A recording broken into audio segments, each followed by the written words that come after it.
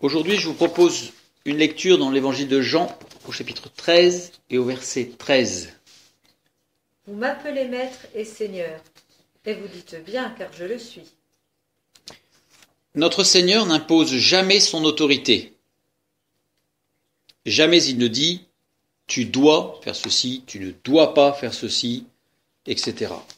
Les 10 commandements en sont une preuve, puisque aucun des 10 commandements, les 10 commandements ne sont pas un impératif, sauf un, il n'y en a que un qui soit l'impératif, donc qui soit un commandement, c'est le 5e, honore ton père et ta mère. C'est le seul qui soit l'impératif pour des raisons particulières. Mais en tout cas, Dieu, Jésus, ne nous impose pas en disant « tu dois faire ceci, tu ne dois pas faire cela ». Il nous laisse parfaitement libres.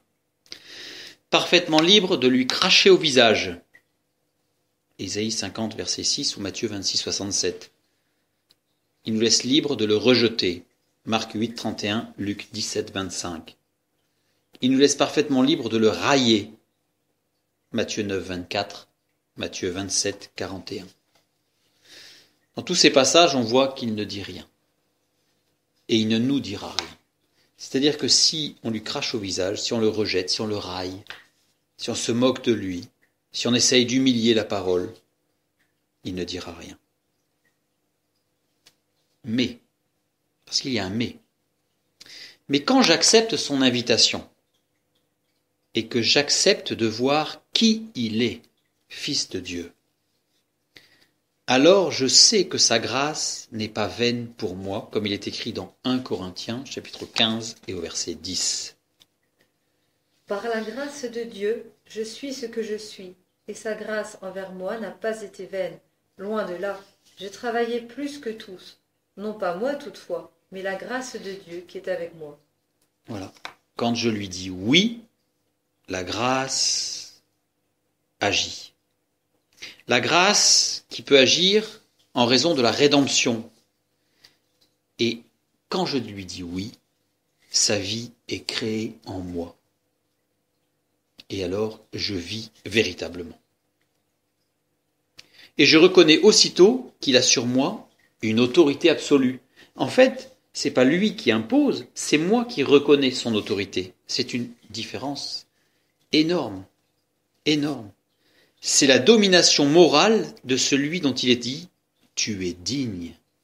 Et oui, Apocalypse chapitre 4, verset 11. Tu es digne, notre Seigneur et notre Dieu, de recevoir la gloire, l'honneur et la puissance, car tu as créé toutes choses, et c'est par ta volonté qu'elles existent et qu'elles ont été créées. Voilà. Il ne dit pas « je suis digne ». C'est nous qui disons « tu es digne ». Nous reconnaissons sa puissance, nous reconnaissons qui il est. Mais mon indignité, ma nature pécheresse, refuse de se courber, bien souvent. Pourtant, il est mon créateur. Pourtant, il ne répond pas à ceux qui se moquent, à ceux qui le rejettent, à ceux qui l'insultent. Il le dit lui-même, Matthieu chapitre 5, verset 45. Afin que vous soyez fils de votre Père qui est dans les cieux, car il fait lever son soleil sur les méchants et sur les bons, et il fait pleuvoir sur les justes et sur les injustes. Voilà. Dieu maintient la vie pour tous. Qui que nous soyons un renégat, que nous soyons à lui, que nous soyons quelqu'un qui lui crache au visage, eh bien Dieu, dans sa grâce, maintient la vie à tous. Si notre Seigneur nous imposait l'obéissance, il serait un tyran, un dictateur. Il n'aurait pas de véritable autorité, parce qu'elle ne serait pas reconnue de facto, elle serait obligatoire. Il n'exige jamais notre obéissance. C'est que lorsque nous le reconnaissons, lorsqu'il se révèle à nous et que nous acceptons de voir qui il est, alors nous lui obéissons aussitôt. C'est là toute la différence que beaucoup ne comprennent pas. Comme les pharisiens Mais si tu es le Fils de Dieu, descends de la croix. Non, ils n'ont pas compris. Ils n'ont pas compris que Jésus ne s'impose pas. C'est nous qui, lorsqu'on accepte de le voir tel qu'il est, qui allons recevoir son autorité sur nos vies. C'est le rapport d'un fils à son père et non d'un domestique à son patron que Dieu veut instaurer comme relation au travers de Jésus-Christ.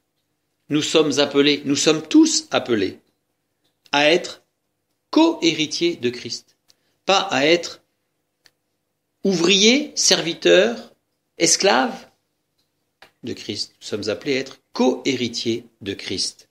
Comme il est écrit dans Romains chapitre 8 au verset 17.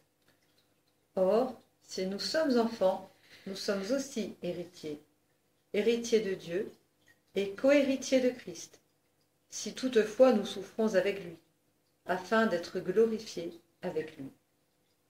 Et oui, glorifiés avec lui parce qu'il est glorifié dans nos vies. Nous sommes tous appelés aussi, de fait, en tant que co-héritiers de Christ, à être enfants de Dieu, puisque Christ est le Fils de Dieu. Donc si nous sommes co-héritiers de Christ, nous sommes enfants de Dieu, comme il est écrit dans Jean, chapitre 1, verset 12. Mais à tous ceux qui l'ont reçu, à ceux qui croient en son nom, elle a donné le pouvoir de devenir enfants de Dieu. Et voilà, la boucle est bouclée. Jésus-Christ ne s'impose pas. Dieu ne s'impose pas. Mais à tous ceux qui l'ont reçu, tous ceux qui acceptent de voir qui il est la parole de Dieu faite chair, à ceux qui croient en son nom, elle a donné le pouvoir de devenir enfants de Dieu. Enfant de Dieu, ça veut dire de reconnaître l'autorité du Père, l'autorité du Père céleste.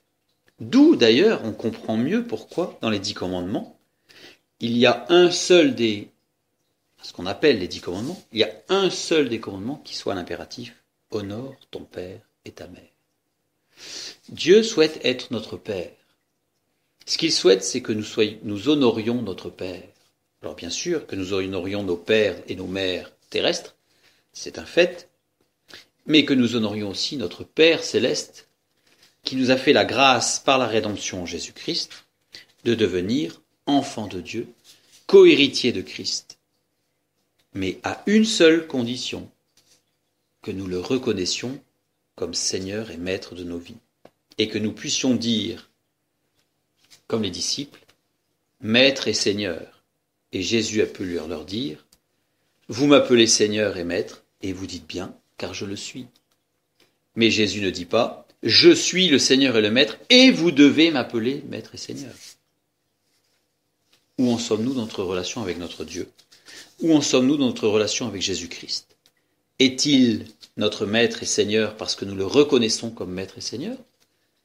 Ou est-il une sorte de dictateur que nous considérons être comme un dictateur qui voudrait imposer sa volonté, auquel cas nous n'avons pas compris ni le message des évangiles, ni le message de la parole de Dieu.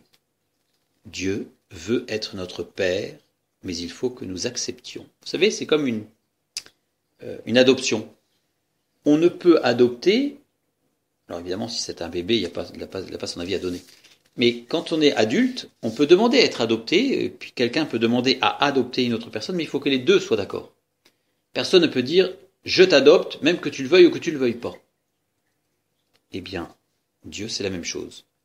Dieu a tout fait pour que nous soyons des enfants d'adoption et que nous devenions co-héritiers de Christ, à une seule condition, que nous honorions notre Père en tant que tel, c'est-à-dire que nous reconnaissions son autorité sur nos vies.